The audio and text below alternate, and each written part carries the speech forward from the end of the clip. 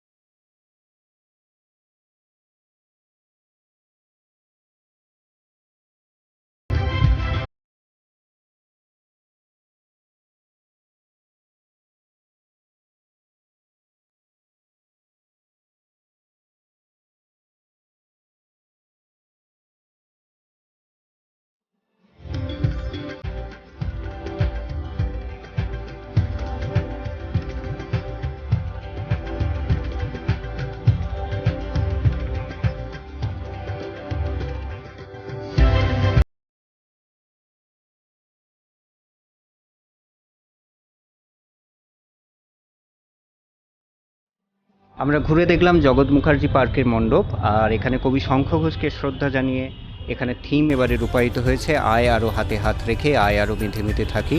উৎসব তো আমাদের সেই বার্তায় দেয়। এই বার্তা নিয়েই আমরা এগিয়ে যাব পরের মণ্ডপের দিকে। চোখ রাখুন সংবাদ প্রতিদিন .in-এ।